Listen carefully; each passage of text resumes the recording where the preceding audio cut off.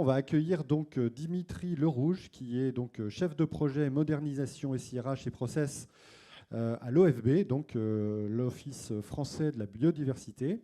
Et donc son projet, effectivement, touche un sujet très métier, puisqu'il s'agit de transformer les processus RH. Et l'objectif, c'est de regarder un petit peu comment effectivement, il s'y est pris avec les solutions et les projets et services fournis par Tessie. Dimitri, vous m'entendez? Oui, je vous entends. Bonjour à tous et à toutes. Vous nous voyez bien également? Oui, je vois le PowerPoint, c'est bon. Parfait. Donc la première question, bah, c'est tout simplement de nous rappeler peut-être qui est l'OFB, son métier, à quoi l'OFB participe. Oui, alors, donc l'OFB, donc l'Office français de la biodiversité, est un établissement public administratif rattaché donc au ministère de la Transition écologique et au ministère de l'Agriculture, qui est issu de la fusion de plusieurs établissements que vous avez sûrement connus, l'ONCFS, l'Agence française de biodiversité et d'autres encore en amont, l'ONEMA, peut-être que vous avez connu dans les territoires. Donc au 1er janvier 2020, le gouvernement a décidé de grouper l'ensemble de ces établissements qui assuraient en fait chacun de leur périmètre la sauvegarde et la restauration de la biodiversité en France métropolitaine ou outre-mer. Voilà. Donc elle est composée de 3200 agents, pas 3000, pardon, 3200 agents, et avec un budget autour de 500 millions d'euros de ressources. Voilà. Très bien, alors on va rentrer dans le vif du sujet. Est-ce qu'on peut peut-être commencer par rappeler quelle a été un petit peu la genèse de votre projet, la problématique au sein des RH que vous avez souhaité résoudre? Oui, alors en fait, dans le cadre de la fusion de plusieurs établissements, c'est un peu comme de la restructuration interne dans d'autres, même au sein d'un même établissement, ça met en perspective des pratiques très différentes, des systèmes d'information différents et qui, au moment d'une fusion, bah, se percutent. Et plutôt que de choisir un des anciens systèmes ou une des anciennes pratiques, ce qui n'est pas évident même d'un point de vue des équipes, l'idée c'est de partir sur un projet complètement nouveau, c'est-à-dire de profiter de la fusion, de la transformation pour restructurer à la fois la manière de travailler. Nous, on a une organisation, donc comme on était le fusion d'établissement avec des DRH répartis sur multisites, on a des agents, bien sûr, qui travaillent sur tout le territoire national, mais vraiment tout, à chaque département. Et on a aussi un principe, donc là, on dépend du ministère de la Transition écologique, donc on avait une obligation aussi d'être quelque part en avance sur la limitation d'impression, d'utilisation de papier, d'encre.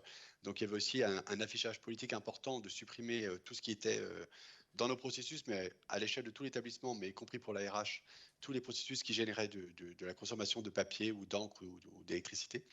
Donc il y a un domaine écologique à la fois. Et puis il y avait le problème aussi de sécurisation, puisque là les échanges se faisaient selon les vieilles pratiques par mail, voilà, par des serveurs, mais avec une sécurisation limitée. Et donc là, on avait un problème par rapport à des documents RH qui sont des dossiers sensibles. Voilà. Et on avait en plus un historique étalé dans tout le territoire sur la gestion, puisqu'on a 3200 agents répartis en France et en Outre-mer, et donc des dossiers répartis par direction régionale, au centre national, à Vincennes, à Wagram. Voilà, donc ça faisait un peu, voilà, il fallait changer tout ça pour à la fois faire évoluer les pratiques et mettre en place un système qui sécurise le tout, voilà, et qui réponde aux attentes du ministère de la Transition écologique, bien sûr. Donc Euh, effectivement, une organisation très décentralisée, un historique très papier finalement, avec des voilà, systèmes et très différents. très différent, et qui, voilà, donc l'idée c'était on s'est donné à peu près 2 ans pour faire ça, donc on a été créé au 1er janvier 2020. Et le projet a été déployé au 1er juin, là, 1er juillet 2022. Donc voilà, en un an et demi, on a réussi à faire à faire le job. Alors Mais rentrons justement entrons dedans. on va rentrer justement dans le projet pour maintenant. Du coup, vous avez fait appel à Tessie pour vous accompagner. Qu'est-ce qui a drivé finalement la mise en place du projet? Qu'est-ce qui fait que vous avez retenu effectivement la solution Tessie? Et finalement, comment vous avez opéré pour la mise en place du projet dans votre organisation? Alors d'abord, nous, on a fait bien sûr des audits en amont. On a fait des audits d'organisation de la DRH et des audits des systèmes d'information. Ça, c'était le prérequis.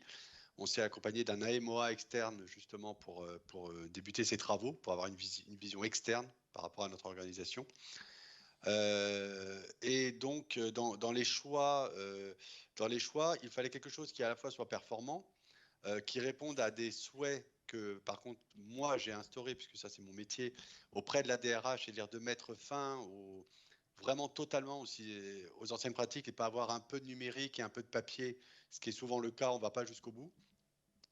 Et un outil aussi avec une ergonomie parce que je suis un ancien RRH de métier, et une ergonomie qui soit adaptée au personnel de gestion de ressources humaines qui ont des niveaux de compétences en informatique qui sont très variables. Voilà.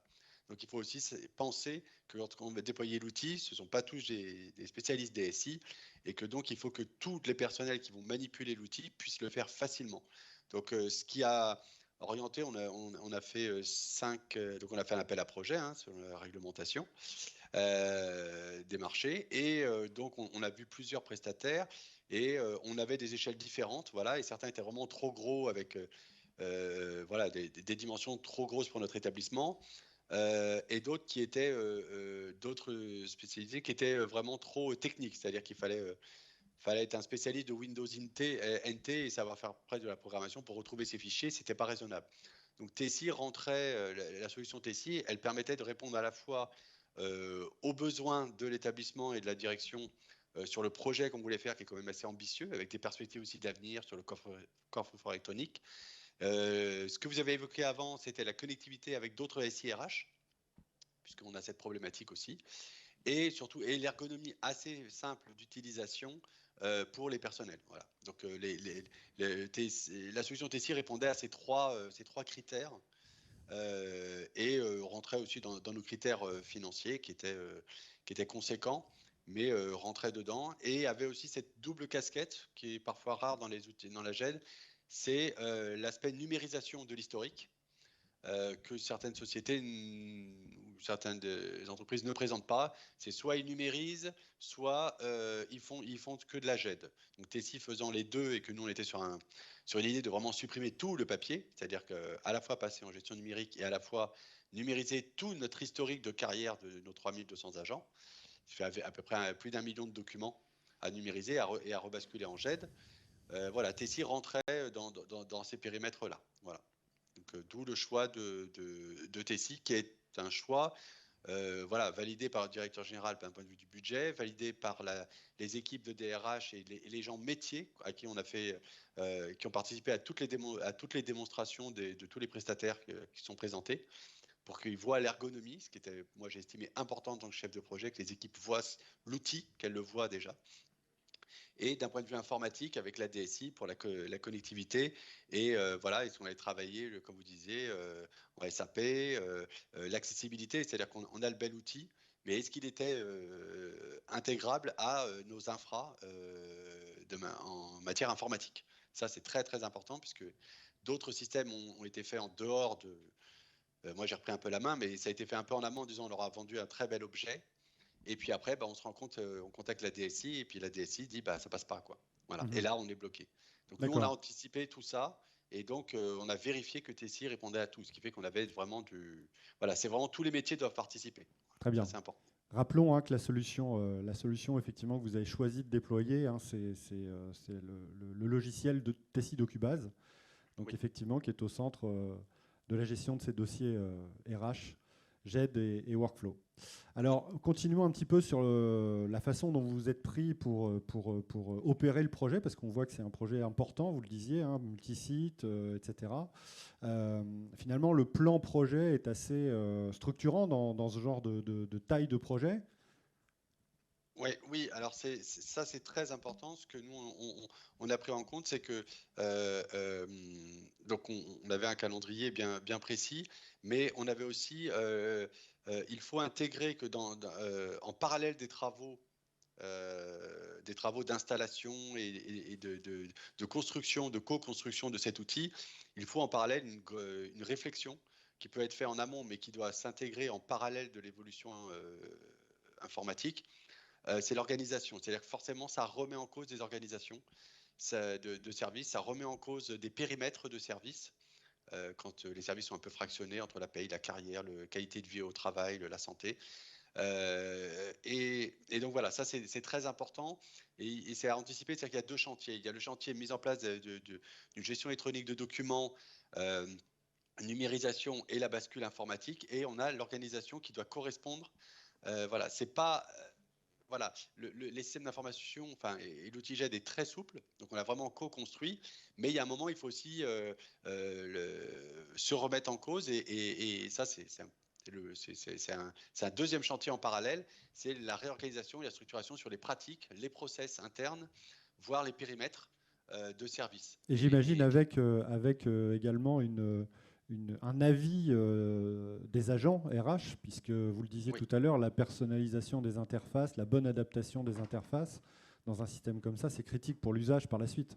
Oui, alors ça, c'est très important. Donc moi, je suis un chef de projet dit transversal au sein de la DRH, donc j'interfère avec tous les services et en lien avec la DSI.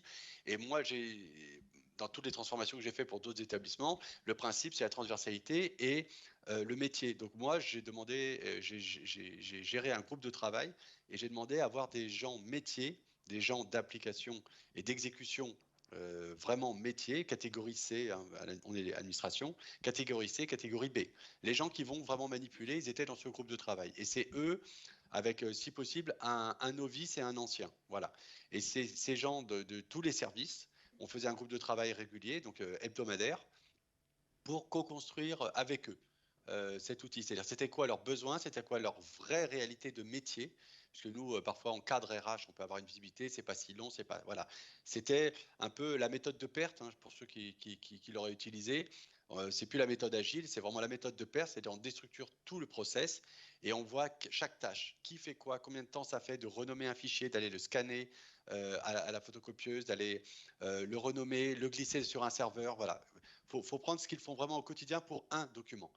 Et puis après, je le fais signer, j'ai un parapheur électronique. Tout ça a été étudié pour dire, voilà, maintenant, c'est quoi votre réalité de métier? Et nous, on va essayer de voir comment, un, l'intégrer dans le SI, et deux, voir si le SI peut vous enlever des étapes ou sécuriser aussi, parce qu'il y a des choses qu'on peut... L'idée, c'était aussi de leur apporter un outil qui les aide dans leur travail au quotidien, mais derrière aussi des contraintes pour dire cet outil-là, il permet aussi de sécuriser des choses qu'aujourd'hui vous ne pouvez pas sécuriser en déposant sur un serveur ou vous envoyant par mail. Donc on a imposé aussi par le SI de nouvelles pratiques, une nouvelle manière de travailler en disant oui, c'est parfois un peu plus que ce que vous faisiez avant, mais pour nous c'est sécurisé, vous êtes sûr que personne ne viendra enlever ce document. Moi j'ai la traçabilité de la gestion de ce document dans la carrière de l'agent entre les services, donc je sais qui a fait quoi, je sais où est-ce qu'il y a eu un raté. Et j'ai un contrôle, voilà, j'ai un contrôle. Sécurisation, on en parlait tout à l'heure dans les tendances qu'Aurélie présentait justement.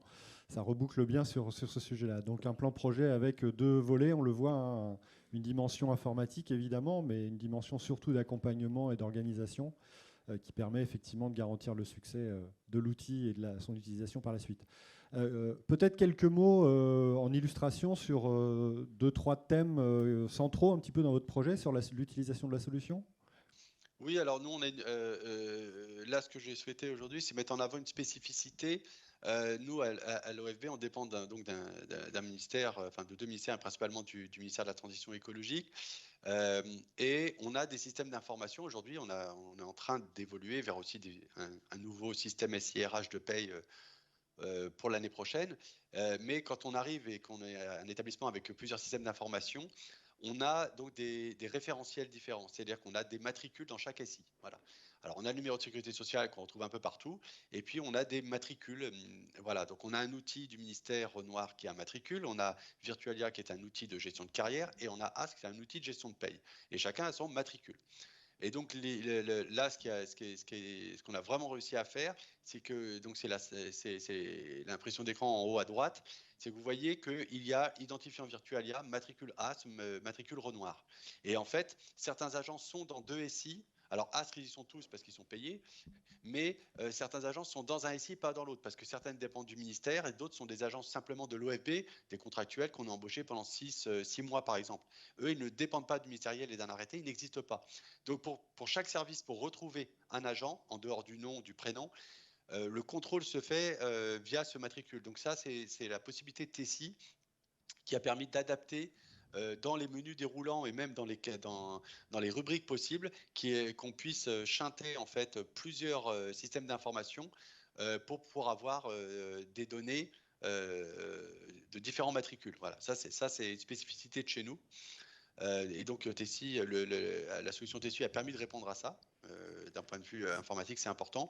Si je Et peux le me, deuxième point, si je peux oui. me permettre, oui, je trouve que là aussi, ça illustre bien, c'est un des exemples qui illustre bien un autre enjeu qu'évoquait Aurélie tout à l'heure, c'est-à-dire cette mise en place en silo, peut-être de l'informatisation ou de la mise en place des différents, ou de la dépendance aux différents systèmes, et que là, on vient décloisonner finalement avec un système de GED central orienté RH, et effectivement, on vient capitaliser sur les datas qui sont issus finalement historiquement de ces deux systèmes.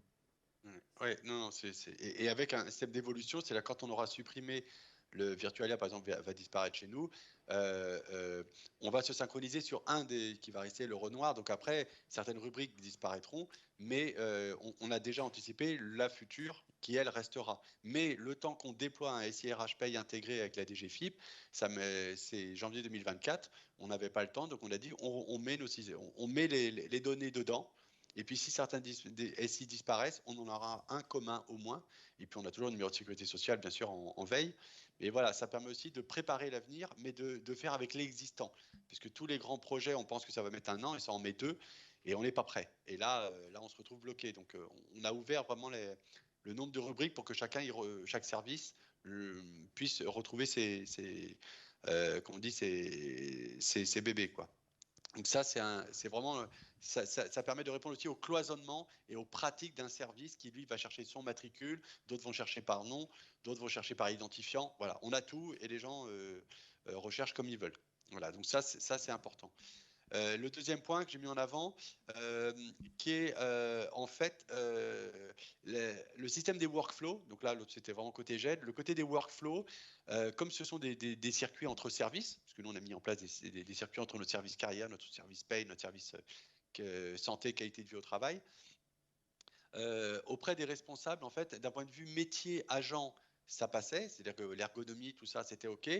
Mais on a eu des petits freins au niveau des responsables, parce qu'à un moment où vous faites de la transformation d'organisation et de pratique, forcément, les anciens responsables, ça freine un peu, certains freinent des 4 pieds, parce que ça va changer tout leur périmètre. Et donc, un moyen aussi qui a permis quelque part de faire accepter l'outil plus facilement aux responsables intermédiaires, c'est la notion de management. C'est qu'on leur dit, voilà, aujourd'hui, vous n'avez pas regardé les mails des gens, savoir s'ils sont débordés, vous ne pouvez pas. Les échanges sur un serveur ne sont pas quantifiables comme ça, ils déposent, ils en vont, vous ne voyez pas. Je dis, avec Tessie, vous allez voir en temps réel, donc c'est la slide, enfin en bas à gauche, l'impression d'écran, c'est que chaque responsable d'une unité ou même d'un service voit l'ensemble des workflows en cours dans les corbeilles individuelles de son équipe.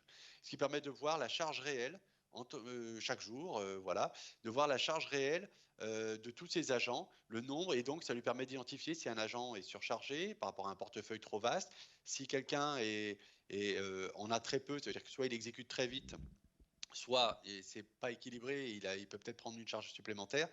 Et donc ça a été un moyen quelque part de faire accepter plus facilement l'outil aux intermédiaires et offrir une nouvelle manière de manager des équipes. Sans enlever, bien sûr, on est dans la DRH, donc l'aspect humain, les rencontres, les réunions et des choses comme ça. Mais plutôt que d'attendre qu'il y ait un feu rouge et qu'on voit un agent qui est en train de partir et qu'on le découvre un peu trop tard et que derrière, tout n'a pas été fait, c'est-à-dire la paye n'est pas partie, il y a des problèmes sur cet agent, la gestion est mal faite et que là, on crée des conflits avec des agents que l'on gère. Donc ça, c'est pas très bon pour une DRH. Là, avec des indicateurs au quotidien, ils se connectent avec un système de supervision. Ils ouvrent et ils ont tous leurs agents. Et vous voyez, par exemple, s'ils voient la personne qui est en bleu là et ils voient le décalage, s'il le comprend d'un point de vue organisation, parce que c'est une personne qui a une campagne à un moment donné, il le voit. Si c'est permanent, là, il peut identifier il y a un problème. Donc il peut, voilà. Et l'avantage, c'est qu'en plus, il peut d'autorité prendre un ensemble de documents traités par une personne qui du jour au lendemain est en arrêt maladie ou prend des congés puis a oublié de traiter les dossiers. Elle peut transférer la gestion de certaines demandes, les transférer d'une personne à une autre. En disant, bon voilà, elle est partie, elle m'a appelé ce matin, elle n'est pas là pendant 5 jours, il va dans la corbeille, elle a des dossiers dans sa corbeille personnelle, je les prends, je vous les dispatche. Donc voilà, sans se déplacer, sans dire, il faut retrouver le mail de la personne qui a demandé, le document, tout est là. Donc il y a une notion managériale qui est très très utile aujourd'hui. C'est ça, aide au management, aide à la décision et d'adaptation à l'organisation. Fluidité du process. Le temps tourne, on va passer sur un petit peu les gains, effectivement, qu'aujourd'hui vous retirez de la solution. Excusez-moi, j'ai un petit peu. Voilà. Les principaux bénéfices, du coup, aujourd'hui, après ce déploiement, que vous observez, ou en tout cas ceux sur lesquels vous espérez ou vous avez des objectifs plus particuliers encore, comment vous pourriez les résumer? Alors, résumé, donc en charge de travail, alors on a enlevé les échanges de mails, on a accéléré la recherche documentaire, le temps de chargement des dossiers alors, est plus court d'un point de vue informatique avec les raccourcis DocuBase, mais il y a quand même un travail un peu plus de précision, puisque glisser sur un serveur, c'est quand même plus court que d'aller faire de l'indexation. Donc on n'a pas un gain de temps énorme, mais en temps de charge de travail, c'est à peu près égal. Mais moi, derrière, j'y gagne sur la deuxième rubrique qui est la conformité, puisque là, l'acte qui est fait passe par un outil où j'ai la traçabilité. Donc moi, ça a sécurisé les documents, ce qui est important pour une DRH. Les pratiques s'harmonisent forcément, puisqu'ils ne peuvent plus faire ce qu'ils veulent. Voilà, donc ça impose aussi des nouvelles pratiques homogènes. Une nomenclature homogène aussi, puisque là, tout le monde ne peut pas nommer le document comme il le veut. Dans la GED, là, les documents sont tous nommés pareil, avec des acronymes tous identiques et des dates. Donc moi, c'est parfait. Et ça respecte la codification publique, c'est-à-dire que quelqu'un ne va pas appeler pièce d'identité, carte d'identité, voilà, c'est la carte nationale d'identité. C'est une CNI, par exemple, je prends cet exemple. Voilà, on respecte la codification de tout document administratif. Donc ça, c'est important. Et les coûts, on a bien sûr supprimé tout ce qui est impression papier. Il n'y a plus de papier qui est dans la gestion administrative maintenant. On se prépare à l'archivage numérique, qui est le futur pour l'administration, puisqu'il n'y a plus de place aux archives nationales. On a des gains écologiques, puisqu'on n'imprime plus papier, on ne scanne plus. Donc voilà, nos gros serveurs Toshiba sont plus au repos. Et on n'a quasiment plus d'échanges courriers. Maintenant, tous les documents, on passe en plus par un parapheur électronique, donc tout circule par Internet. Et on a des gains de surface de bureau, puisque tous les dossiers, puis les petits doublons de dossiers, tout ça ont disparu. Donc on gagne, en plus on vient de déménager. Dans les futurs locaux, on gagne, on n'a plus besoin des armoires pour stocker les dossiers agents. Donc on a gagné des surfaces énormes en fait de stockage. Donc tout va être tout a été numérisé. Et après, on se donne 1 an pour préparer la destruction de ce qui a été numérisé, en lien avec, bien sûr, la CNIL, pour vérifier qu'on... Voilà.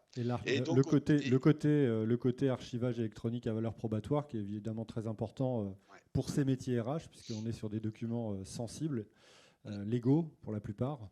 Et effectivement, on y reviendra tout à l'heure, mais une des forces effectivement de la solution, c'est de la capacité à amener cette valeur d'archivage électronique légal et conforme, notamment à travers des certifications. On y reviendra après. Et enfin, en transversal, ça c'est important. Donc, ça a permis, la mise en place de l'outil a permis une réflexion. Alors, ça a forcé en fait une réflexion globale sur les processus et les organisations. Voilà, ça c'est clair. À la fois au moment de la construction de l'outil, il y a eu quelques réorganisations. Et maintenant, dans l'utilisation qu'on en a depuis juillet, on commence ça amène des réflexions en disant voilà, ce périmètre-là n'est pas bon. Il faut transférer peut-être cette compétence à un autre service, voire préparer des fusions en se rendant compte que finalement on fait un workflow entre deux services qui font pareil. On va peut-être pouvoir fusionner ces deux petites unités en un seul service. Vous voyez, ça permet une réorganisation aussi. L'outil met en exergue des problèmes d'organisation. Et ça permet une restructuration autour de l'outil aussi. Donc ça, c'est une bonne base. Et voilà, elle identifie les anomalies de flux et de circuits. Voilà. On va effectivement conclure sur du coup vos perspectives par rapport à ce projet. Qu'est-ce qui va venir ensuite? Enseignement et perspective, voilà. Donc l'enseignement, c'est anticipé, donc très important. La préparation des équipes en amont, bien avant la contractualisation, avec tout ça. Il faut préparer en amont des discussions avec les équipes, avec tout le monde, pour préparer qu'il va y avoir du changement, à la fois structurel et organisationnel. Et l'outil ne fait pas que... C'est pas juste du passage du papier à l'outil. C'est très important. Et la deuxième, c'est que préparer une vraie transversalité. C'est-à-dire qu'un chef de projet comme moi, il ne faut pas être confronté à des problèmes hiérarchiques. C'est-à-dire qu'il faut donner les personnes qui vont diriger ce projet. C'est la leçon que j'en tiens pour le prochain SIRH qu'on va mettre en place, c'est qu'il faut que la personne ait une forme d'autorité opérationnelle. C'est-à-dire quand elle a besoin de solliciter des gens d'une équipe ou elle doit avoir une autorité permanente déléguée par la DRH ou par le service qui dit s'il convoque ou qu'il a besoin de 2 personnes, vous lui donnez 2 personnes pour travailler. Ça, c'est important parce que sinon, ça vous fait perdre un temps fou en disant le chef, oui, mais il ne peut pas, je suis débordé, je ne peux pas donner et ça retarde tout le process. Donc ça, c'est hyper important de ne pas être obligé à chaque fois de demander au N+1, est-ce que je peux prendre quelqu'un de ton équipe pendant une après-midi par semaine pendant un groupe de... Ça, c'est très, très important. Donc les perspectives, c'est la connexion SIRH. Donc on avait choisi la solution Tessi parce qu'on avait cette connectibilité. Donc là, on est en train de la mettre en place avec notre système de carrière, notre système socle RH. Donc on passe par des plateformes intermédiaires, puisque parfois les outils ne sont pas reliables entre eux. Donc on passe par des exports d'un outil qui va mettre un Excel sur un serveur et on le reconnecte après sur la JET. Donc c'est des scripts. 2, ça entraîne une visibilité des dossiers par les agents. Donc, c'est une demande qui peut arriver pour nous d'un point de vue RH. C'est-à-dire que quand on a accès au dossier, maintenant, les agents peuvent consulter plus facilement tout en respectant la réglementation. Ça a un avantage puisque ça permet très facilement d'ouvrir l'accès au dossier. Par contre, il y a un inconvénient, c'est que ça peut tenter des services qui ne sont pas habilités à vouloir consulter un type de document, puisque maintenant on a accès facile et que ce n'est pas un papier qu'il faut aller chercher au national ou qu'il faut venir dans un bureau. Tout est sur informatique, donc ça peut ouvrir des brèches. Il faut faire attention à la légalité de l'accès à ces documents. Tout dépend du périmètre de vos activités. Mais gestion des droits importante, j'imagine. Gestion des droits et éviter la tentation en disant maintenant on a accès, tout le monde peut voir, puisque nous on a demandé, et c'est l'avantage de l'outil Tessi, c'est qu'il y a une traçabilité numérique et à partir du moment où on bascule par rapport au numérique, on a la RGPD plus la CNIL, et que si on donne des accès à des gens qui ne sont pas habilités, si un agent veut avoir cette visibilité, voir qui a vu son dossier, on doit lui fournir l'historique de la consultation de son dossier. Et là, juridiquement, on est perdant. Très bien. Voilà. Et la dernière perspective, bien sûr, c'est préparation de l'archivage numérique en respectant la fameuse vie des pièces dans la DRH. C'est-à-dire quand un agent est parti, on doit supprimer sa pièce d'identité. Et là, l'outil va nous permettre de nettoyer, comme tout est indexé par type de document, nettoyer avant un archivage électronique beaucoup plus facilement qu'aller trier des dossiers papier pour enlever les pièces. Gestion du cycle de vie du document en archive. Cycle de vie, voilà. Effectivement. Voilà. Donc c'est parfait. Écoutez, Dimitri. Pour conclure, la petite phrase, voilà. Ah oui, vous aviez une petite phrase, on ne va pas s'en priver de la petite phrase. Voilà, qui est la réalité. Donc voilà, donc c'est un projet ambitieux, parce que faire ça sur quasiment 1 an et demi, en 2 ans, donc il est abouti. Il a respecté le cahier des charges, voilà, tout est OP, ça fonctionne. Et donc il y a quand même une adaptation, et je remercie les équipes de Tessi par rapport aux contraintes logistiques et au SI aussi internes. Où les équipes développeurs ont fait le boulot, et puis côté logistique aussi, puisqu'on est multi-site, il a fallu sur plusieurs sites chercher des dossiers, il y a une logistique très lourde, et donc les équipes Tessi ont su s'adapter aux contraintes auxquelles des fois on est exposé, qu'on peut découvrir aussi en cours de projet. Parfait. Donc, merci à eux. Mais merci beaucoup Dimitri pour ce retour d'expérience en une demi-heure chrono. C'était très riche, donc bravo pour le challenge. J'imagine qu'il appelle un certain nombre de questions, peut-être, au fur et à mesure de la présentation que vous avez pu avoir. Oui, monsieur. Oui, bonjour et merci pour la présentation, effectivement. Moi, j'avais une question sur la récupération du stock de l'historique. J'ai noté qu'il y avait grosso modo 1 million de documents. Est-ce qu'il a été prévu de procéder en copie fiable, c'est-à-dire copie fidèle et insertion dans un espace probant pour destruction du papier finalement? Alors, nous, on n'a pas retenu cette solution, mais elle est possible. Je sais que Tessi peut le faire. Tout à fait. Nous, on ne l'a pas retenu. Alors, c'est d'un point de vue budgétaire, clairement. Donc, ça n'a pas été retenu. Donc, on a fait quand même une numérisation globale de tous les documents. Ils sont archivés par type de sous-pochette, carrière, maladie, absence, promo, voilà. Dans ce qu'on appelle on les a nommés DIA, dossiers. Donc c'est-à-dire que tous ces documents, c'est un PDF unique par groupe de 50 pages dans chaque sous-pochette concernée. Et les documents vont être stockés sur un lieu pendant à peu près 1 an. Et alors malgré tout, le fait que chaque document n'est pas, parce que les carrières de 25 ans, on peut pas faire de la valeur probante, même certains documents sont très durs à interpréter. Donc nous, on ne l'a pas fait à valeur probante. Et sur un petit stock, c'est faisable. Sur un gros stock comme le nôtre, non. Nous, on a 3000 agents avec des carrières de plus de 20-25 ans. C'était pas faisable. C'est faisable techniquement, mais financièrement et d'un point de vue du temps, on n'a pas pu.